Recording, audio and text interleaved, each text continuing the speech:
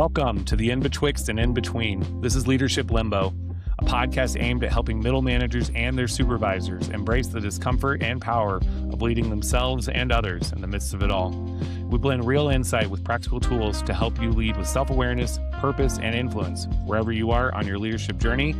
I'm John Clark, one of the hosts of this fabulous podcast, and across the, not neighborhood, but a couple neighborhoods, couple miles, Josh Hugo, my other co-host and friend. Josh, you look refreshed after a week off from this. We didn't even post an old episode, so nothing. I know. We actually did get one of our listeners, shout out to Zach Hugo out of Chicago, Illinois, for sharing with us that he was expecting the podcast to come out last Tuesday. He listened to it on his drive to a meeting, and he missed it this week. So It is good to know that some folks out there are on the Leadership Limbo routine train. So sorry about that, Zach, but we're back on it.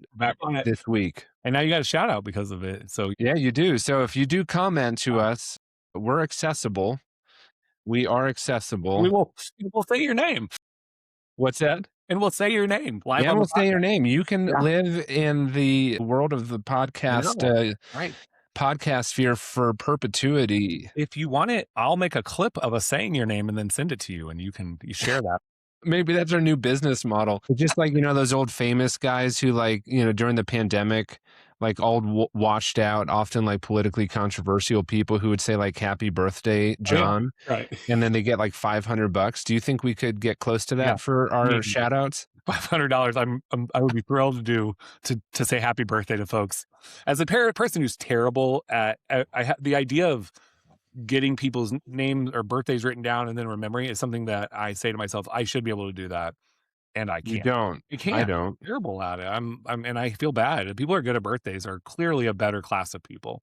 They are just wonderful. Anyway, but we could make that come to life by just being forced to do it on the airwaves, but people would have to pay us to do it, which is makes me even worse than just forgetting your birthday. You have to pay me to say happy birthday to you. But so send us your birthday request, birthdays at leadershiplimbo.co. Actually, that would be pretty funny if that was an actual email address. But we're entrepreneurial. If this feels like something you want is your name on a podcast, let us know. Yeah.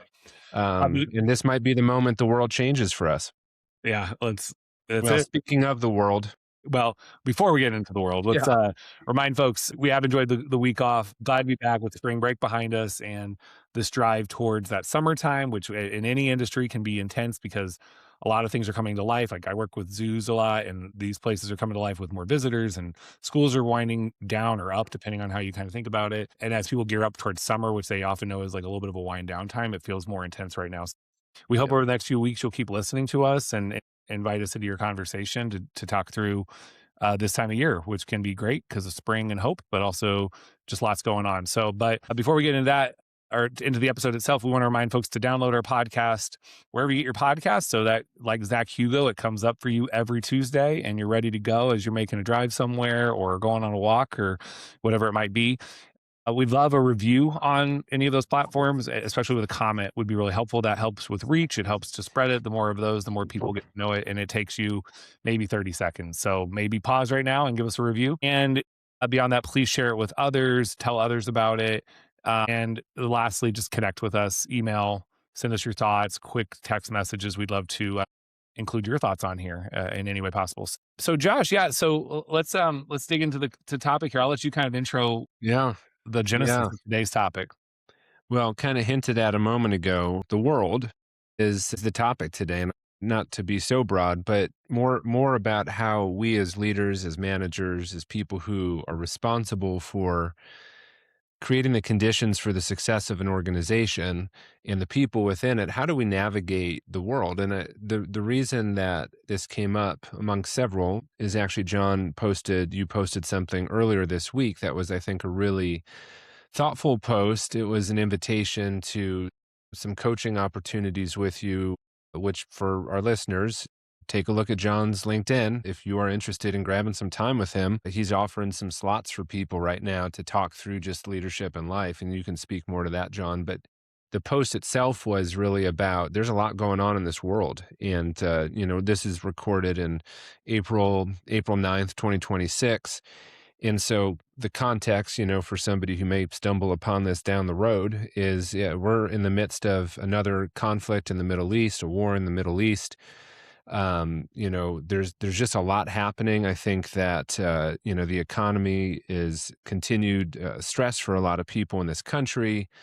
There's a lot of unknowns happening with technology and AI and what that means for workplaces, companies. The bombastic nature of the current administration. Yeah. Yeah, just the bombastic, yeah, that's very well said. Just not really knowing where to look for stability, for consistency, and this is not even meant to be an overly political conversation, but I think regardless of where people stand in the political aisle, it's a really uncertain time in a lot of ways, whether you're a conservative business person who expects certain things from the global economy, or if you're a more left-leaning person who is consistently upset about the way that we talk about and treat people with differences in this country.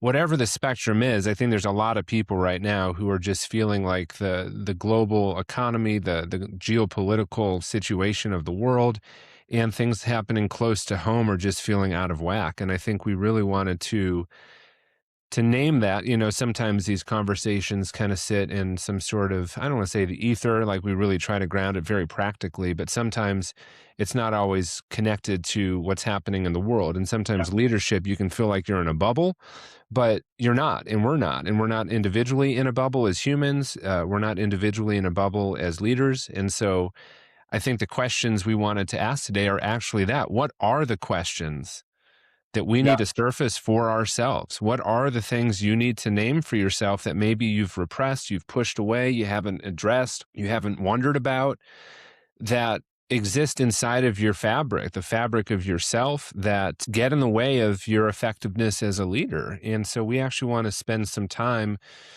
reflecting on this. And I don't want to say that we have all the answers. In fact, I No. think there's more questions than answers when it comes to this, but maybe it will be helpful for you to listen through some of the questions that we've experienced and we do experience when it comes to this type of uncertainty that we're all navigating. Yeah, and I mean, in the post, I mean, and this was just a feeling I'd had the day before, which for context was the day of, President Trump had written some posts and some tweets about the end of civilization and the bombing of bridges and the bombing of, power plants in Iran. And regardless of what I might think about Iran and the need to, control the regime, whatever it is, I had come to a certain expectation of my country in terms of how it acted the world and how it was on a world stage, and this wasn't it, right? And so to be in a place Yeah. where maybe for one of the first times in my life, like truly feeling like, we made a lot of mistakes, but at least we were always leading with at least saying what we believed our ideals were, right? And saying those, and these aren't our ideals anymore. And so people who don't want to listen to podcasts because of that, feel free. But like that's just where I was left. And the Yeah. bigger thing is like in the midst of that though, I like for one of the first times in my life, it was, and I think you always kind of know this, like you're limited in what you can do if you're just like most of us, a normal person, right? If you're just kind of living in the world, taking care of your family, you can only control what I like to call your little corner of the world, to the most part. But so it was one of those times where it's like I'm truly helpless. What good is it going to do to me to write a letter to someone or to ask for this not to happen, or for us to tone down this rhetoric and really think about how we're presenting ourselves on a world stage and what our intentions are, and and so the word helpless came to mind, right? And so the post was a little bit about like in a world where you can feel helpless, you can embrace nihilism and just say, well, it all means nothing, or Mhm. instead you can choose to act. And I think the leadership is an act, right? It's a choice. It's a choice Yeah. to act, and those who take it on, whether that's just like in an influential way or as a member of a team, or truly like in positions of leadership as defined and given titles. Um, it's a choice to act, right? And so that's kind of what the post is about, is about choosing that. And for me in this way, the only way I could really say I'm going to do something for those on LinkedIn, was to say, hey, I'd like to have a conversation with you. If it's coaching, great. If it's just, hey, I just want to catch up, John, and say hi and get to know you, that's good too. And so that's Mhm. what it's about. And I think Josh and I decided that'd be a great thing to talk about today.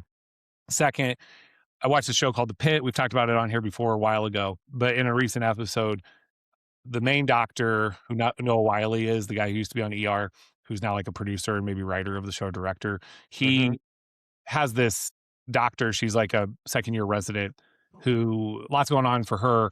but she has what probably is a panic attack. And at first they think maybe she's having a heart attack and they're taking care of her. And he comes in and says, "What's wrong?" And she's like, "I'm fine." And there's nothing on her charts.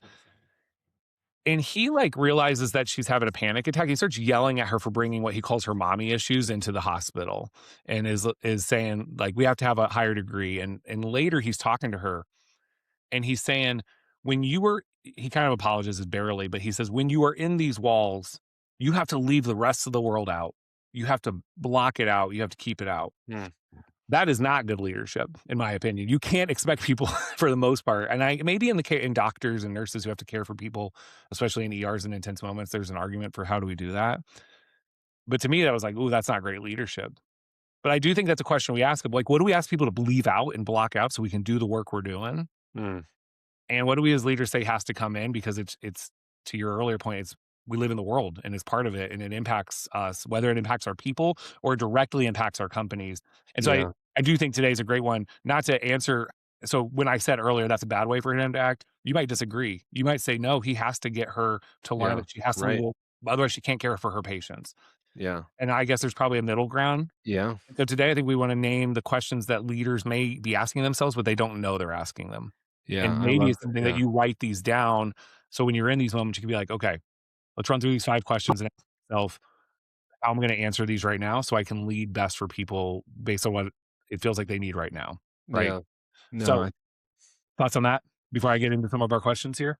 yeah, no, I mean, I think that that's a really profound example of the kinds of questions we want to ask. And again, I think really we wrestle with it.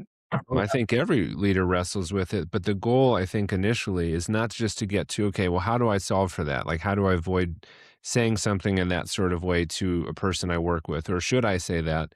I do think those are, we'll make some time to get at some initial thoughts on solutions, but I actually think really my thinking around this is we bury a lot of these questions Yeah. and we hold on as leaders, as managers. People talk about the loneliness or the isolation. Part of it is that you don't know who to ask those questions to. You can't go to your team and say, "Hey, everyone, should I be really hard on you when you come in to work with a difficult issue from home?" You can't be asking everyone that question in that way. So where do you go with these questions? Well, a lot of the time we just kind of repress them. And even that is one of the questions, like, what is the right thing to be asking my team versus the not right thing to ask my team, right? Right. It's like you Right. to your point, it's like a question of the question that you want, Right. So right? So, yeah. surface them. I think really what we're trying to do, if you're thinking of, okay, well, what are you guys talking about? What we're really talking about here is there's there's a good chance that you have repressed some questions or have not yet articulated the questions that sit with inside of yourself, inside of ourselves. And so we're just going to throw out some of the questions that we've tried to articulate for ourselves in these difficult spaces and would love to hear from you in response at some point. What other questions maybe we Yeah. didn't bring up here, but know the questions first is kind of the goal. So John, what is one of the questions that you kind of think about surfacing when this kind of tension exists? Yeah. And I think right before I go into the first question, Okay. I do want to give a little bit of, and maybe you can add to this too, but I'm just going to frame some things that have come up of like these moments, specific and non-specific, of where these types of, if you're like, well, what exactly are they talking about? Oh yeah, And name good. a few. One might be, um, anything having political, a political, a voting, election day came and results didn't come out the way that, many of your teams don't want, right? So there's anything from some that sort of thing to decisions made by administration to war that's happening to policies that are enacted and new events. Josh and I have worked through working in schools, too many to count at this point, school shootings that occur that we hear about, Right. going from the early stages of that was something that was you always address to like, oh, another one. Do I keep addressing this and keep evoking fear? To then you start getting into, I know members of my team are dealing with things, right? Or this thing is particularly impacting a member of my team. Right. I know I can't empathize in the same way because it's not impacting me the same way. So what is my duty to them in this situation as a leader in Yeah. their work to help them through that?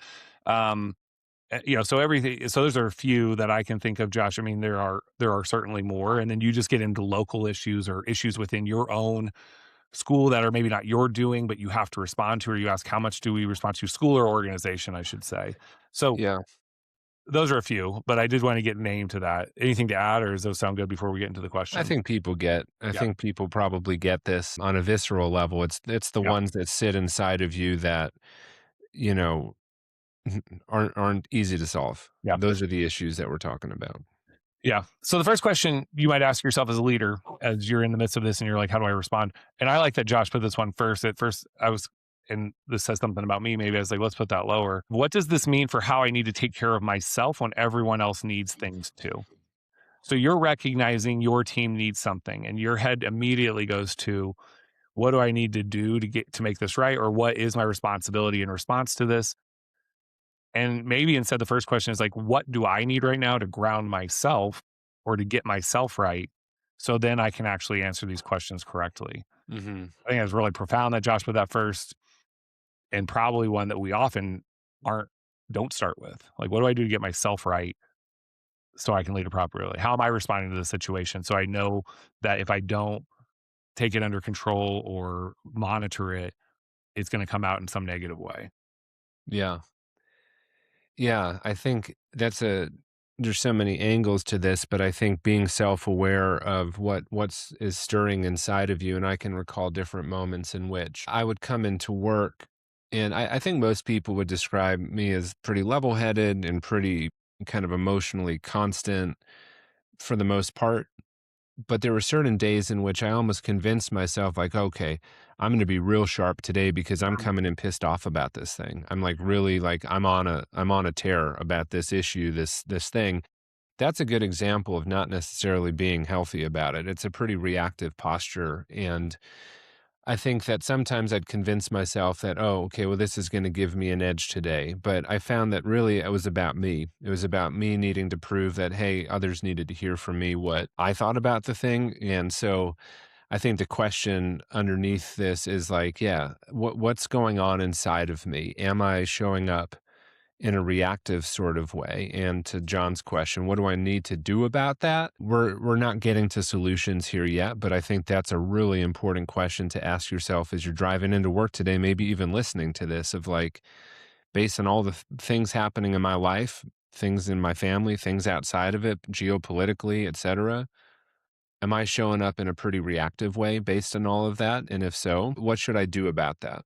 Yeah, I mean, you don't ask this question of yourself. I think you can do two things. One, to Josh, is you don't control it. You get reactive. You get sharp. Also, this is a time when some folks they say, "Oh, this is a great spot. I'm going to be vulnerable with the team," and it's not true vulnerability of the nature. I saw a colleague of mine, Sarah Taylor, put this out there. She posted it somewhere, and I've heard it other places. But the idea of we decide to get vulnerable, and instead of it being about building trust and about transparency, it becomes actually about shifting the emotional burden from me to you. Hmm. Right. So when you don't control it, sometimes it becomes more of like, I'm going to share this with you. And then you put it on others and it creates even more tension than, or feelings than actually existed before you decided to make that transfer. So if you don't control, Underfunctioning. Yeah, that's a good example of underfunctioning, not taking responsibility for your own yeah, response to the moment and instead reacting and putting the responsibility of how you feel about it onto everyone else. yeah, great. You go to that question, Josh? Yeah. Man, gosh, this gets at, I think, a few things we've said before. When you're a leader, when you're a manager, of course, your job is to, and goes to the example from the pit. Your job is to make sure that people do their jobs, to help them to Yeah. do their jobs, to develop them to do their jobs and meet outcomes. And I think the tension that we struggle with, and this is probably one of the most challenging leadership dilemmas, absolutely, especially for pretty much anyone who cares about people, which are most leaders, I would say, maybe even all leaders on some level. What does this mean for how empathetic I should be? What does it mean to be empathetic? What does it mean to be ruinously empathetic? Like, what Yeah. does it mean to be compassionate here? Clear is kind. Okay. Like, how do I apply that here when somebody's coming in whose family, when we were in schools years back, the conflict in Ukraine showed up and we had some students and some staff members who had families in Russia and families in Ukraine. Like, Well, wow, that's a pretty heavy day. Or we found out that, this executive order a couple years ago removed funding from a place of employment for one of our staff members' spouses. So I'm like, well, how is this person going to show up today? And do I do I need to say something to them about what I think they should do? You know, Dr. Griffin on a past podcast came in and shared an example between him and the CEO of the company who during a period of a number of violent interactions and situations between members of the African American community, this is like in 2020, that Bill Kurtz, the CEO, basically said, you know, Aaron, I need you to be able to step back from this because this is really close to you right now. And so, what is the right way to do that? I don't know. I don't even know if what Bill did and what Aaron, I think his take was that was helpful. There also might be some people who say, like, jumping in to tell somebody else what to do in a tough moment isn't the right thing. So, this is just a classic and clear example of attention Yeah. of like what is my responsibility here as a leader to balance the need for compassion with the need to make sure people can still produce at work. Yeah. Yeah. This is a tough one because, and I do think a lot of the world in Leadership Ask uses the word empathy quite a bit. And so, in that pit example, another senior doctor pulls the other senior doctor aside, and she said, "I want to talk about that interaction." He goes, "Well, she needed to hear that because it's impacting her patients." She said, "But you could show a little empathy." And he basically says, like, "But how far can empathy go, or something?" Now, again, you're meant to take this from both sides, and I'm sure there are some people who look at that and be like, "He's right," and probably not because of the way it comes off a little bit, but I often like to ask this question too of, am I can I actually be empathetic to this person? That's the number one question to ask yourself. Empathy Mm. actually means you can like understand deeply a person. And I would argue, I think sometimes we use that word when you actually can't understand that person that way. You can't understand what they're going through. So is it empathy? Am I being sympathetic, which is different? So can I show sympathy? Can I show care and concern for what you're going through? Then there's the other question of, is this actually becoming pity? Right? And I'm feeling sorry for you. And I'm going to take this away from you. And we talked about being the overfunctioner, the hero. And you got to answer that and where it falls on the spectrum and where you can actually be empathetic and where you're actually showing pity, because that may not be what the person needs from you in that moment. Right. And that sounds tough, but it's kind of true. It Right. is.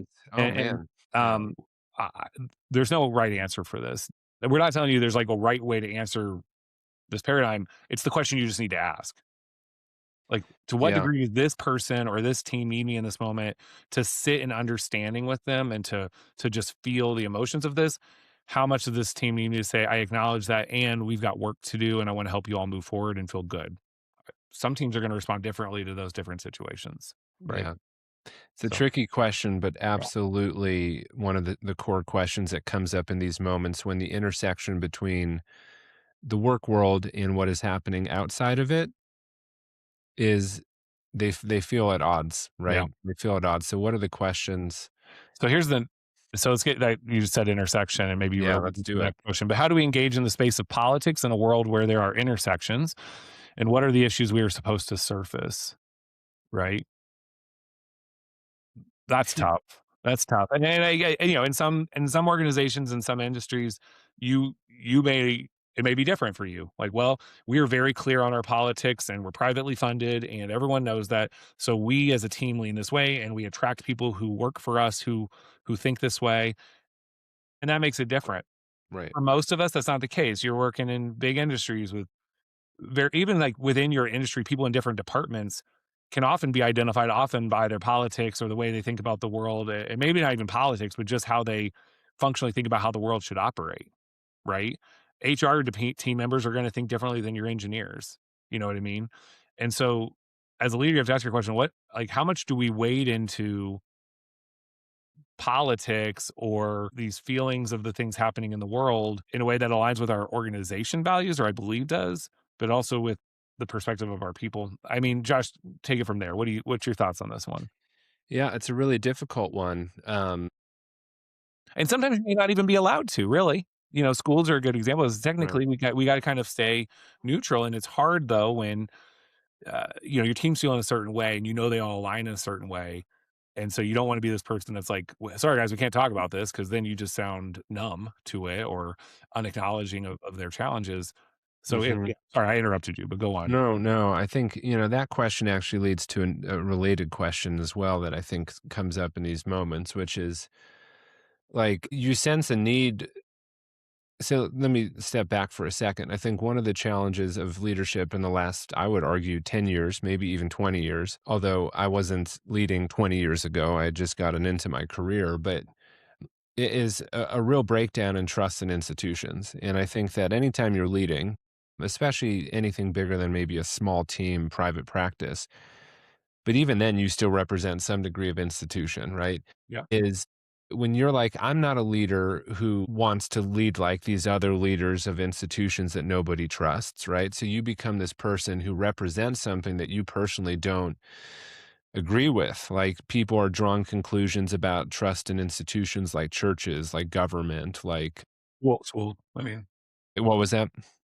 Schools. Yeah, schools, exactly. And you're like, well, that's not who I am. Like, I want people to trust me. And so you're kind of sitting in this space of knowing that you want to be different from the institutional kind of world that you also just inherently represent. And so the question that comes up is like, well, where do I jump in to speak for the institution at large? Like, where do I jump into issues that, again, aren't necessarily directly under my domain, but I'm trying to create trust in this institution, not just my own self. And, what does that mean? Like, how do I jump? Do I jump in here? Is this a time for me to kind of say like we're different from other institutions that you don't trust, but we are? So it kind of goes from what John's question was about maybe more of the larger intersection of like politics and issues happening in the world nationally in the world down to like the institution you represent, trying to make that institution a little bit quote unquote different than the other ones people don't trust.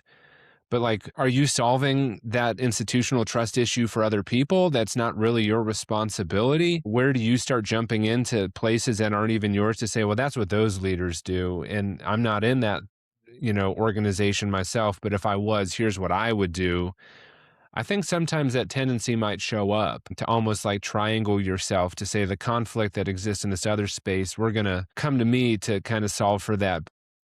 You kind of end up picking a side, or you kind of jump in too fast, or you maybe choose to avoid something you shouldn't avoid. So yeah, I don't know if I'm articulating that very well, but I think the question of just institutions and what you represent as a leader of an institution yeah. surfaces a number of questions. I think just to name the question, that this leads to another question is if you're as your leader, you're driving in your car to work of like, okay, I've got this situation.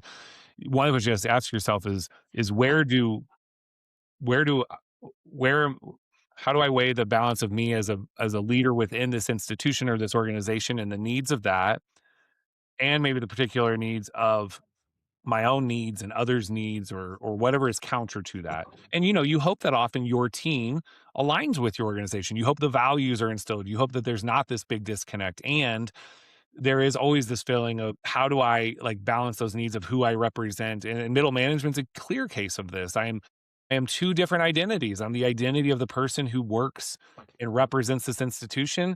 And I'm maybe three. I am my own self with my own feelings and my own thoughts, and I'm a leader of this team.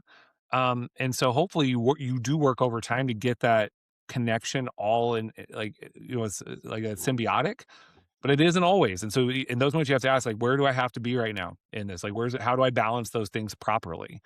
Um, so I think, and that's hard, man. Like you never know. Cause then if you represent the institution too much to some people, you're a big phony.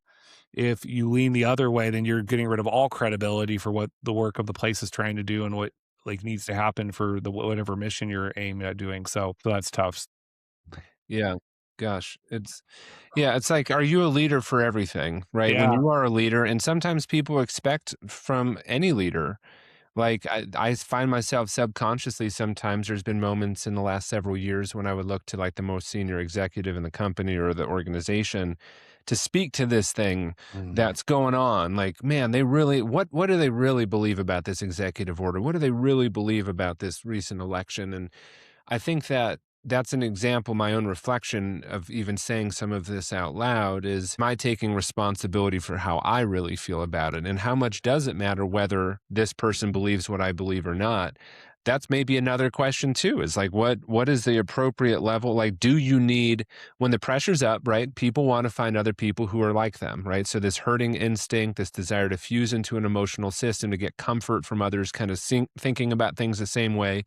And man, everyone just loves to say, I have a strong opinion, and find five other people who have a strong opinion about the same thing. So are you hunting for others to find, are you really hunting and looking for other leaders around you to say the same things or to share the same beliefs as you have about this difficult moment?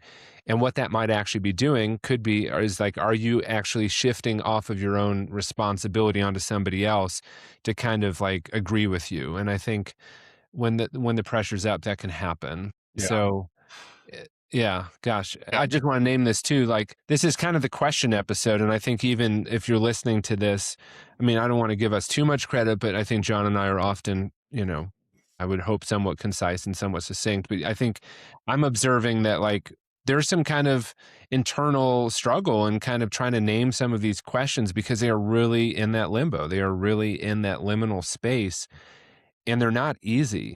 John, I'm looking at, today's episode, and I'm curious if you think it's good to kind of end with these questions and then come back to some of the ways that we're thinking about resolving them in the future. What do you think? Yeah, I think we can, you know, I think ending there is good. I do wonder, Josh, like, are there other questions that aren't here? Right. And That's I, a I, good question. I mean, That's a good question. Yeah. I do think like even I do think that at some point creating something that's like, here's 5 questions to ask yourself when you're in these moments of deep discomfort with like the state of the world or challenges your team is facing that are external. Because we are talking a lot about here about things that you can't control. And like these are other questions. I'll just name like I'll just blast a few others. Asking yourself like what can I control and what can't I? And that kind of goes back to your own personal health is a key one. I think the idea, we talked about this before the podcast, is what's the need to sit in whatever this is with my team and understand it and unpack it versus the reality of or how much do I just need to keep moving us forward and to give us the right Right. motivation to keep moving forward, to acknowledge the thing, but keep moving forward.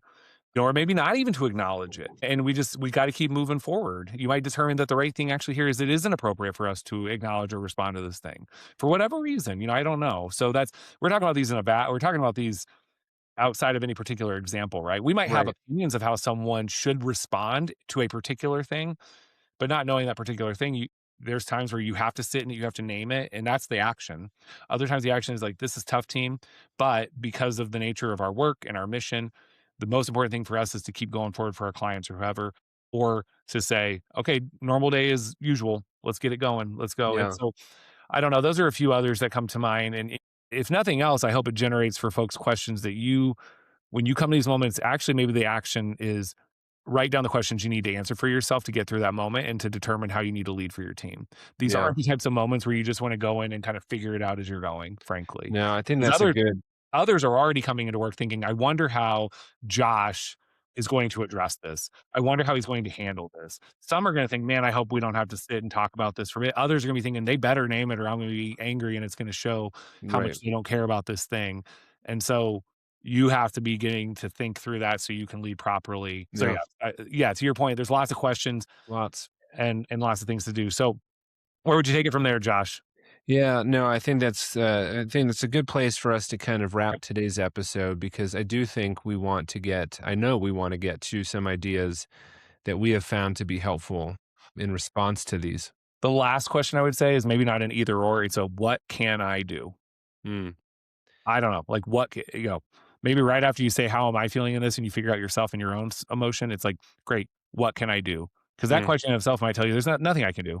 I can lead this team effectively today, or mm. hey, I can hold space for that. And that's going to help a number of people. And then that will get us in the right place to keep moving forward on our work. So sorry, Yeah, just the simple question of what can I do? yeah, Because that was the question I was sitting with the other day. It's like, what can I do? Well, yeah, I can do my work well. I can take care of my family. right. I can put this message out there and hope a few people read it and enjoy it and see Yeah. value in it.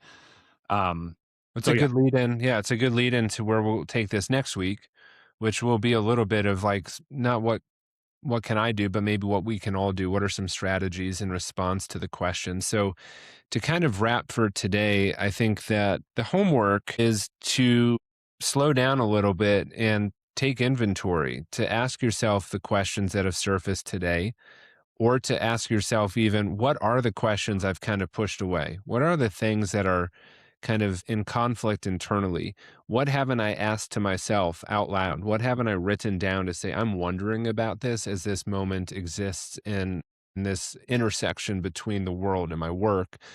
But really start by asking the questions. We're very quick, this goes to that Einstein quote. We're really quick to want to get to the solution, but I think a lot of the work is defining the problem. And in this case, the problem are the questions you're not asking yourself, right? And that puts you in an inherently reactive posture of, like you said, John, just showing up and kind of winging it and figuring it out as you go. I think the goal of asking these questions is to get yourself into a more kind of stable place of being able to respond as opposed to react. And so next week, when we come back to this same topic, we're going to spend a lot more time digging into some of those types of responses that can be supportive of good leadership. So thank you for listening to us as we kind of navigate these questions. This is, again, just a consistent request, but if you do think of a question that you struggle with or a thing that you didn't hear us name, let us know. Like, we really do need to know and want to know from our listeners what you're thinking. So with that being said, thanks for joining us. And until next time, this has been Leadership Limbo, where we make space for the tension and tools for the journey. See you in the in-between.